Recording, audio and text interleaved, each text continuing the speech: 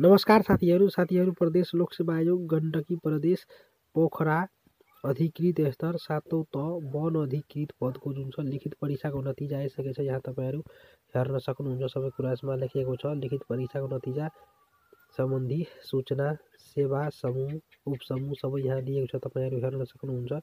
प्रदेश वन general forestry पद वन अधिकृत त 7औं को लागि जुन छ रहेको छ। लिखित परीक्षा सञ्चालन मिति 2081 साल 9 महिना 19 गते र 20 गते जुन छ लिएको थियो। यहाँ तपाईहरु विज्ञापन नम्बर हेर्न सक्नुहुन्छ। सबै यहाँ दिएको छ। तपाईहरु आफ्नो रोल नम्बर प्रवेश पत्रमा हेरेर यसमा आफ्नो नाम जुन छ हेर्नु होला। तपाईको नाम यसमा छ कि छैन। यहाँ तल तपाईहरु हेर्न सक्नुहुन्छ।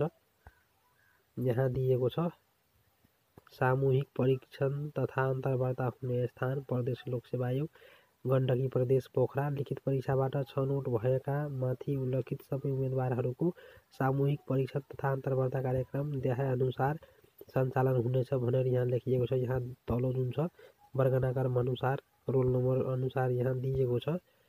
अन्तर्वार्ता कहिले हुन्छ भनेर यहाँ रोल नम्बर 1 देखि 5 को लागि मिति 2081 साल 12 महिना 24 गते।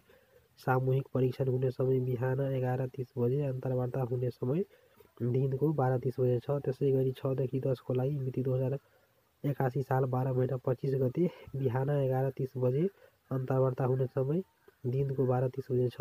त्यसै गरी 11 देखि 14 को लागि मिति 2081 साल 12 महिना 26 गते सामूहिक परीक्षण बिहान 11:30 बजे छ। त्यसै गरी अन्तर्वार्ता हुने समय दिनको 12:30 बजे रहेको छ। यसको थप जानकारीको लागि तपाई यसको वेबसाइटमा जान सक्नुहुन्छ।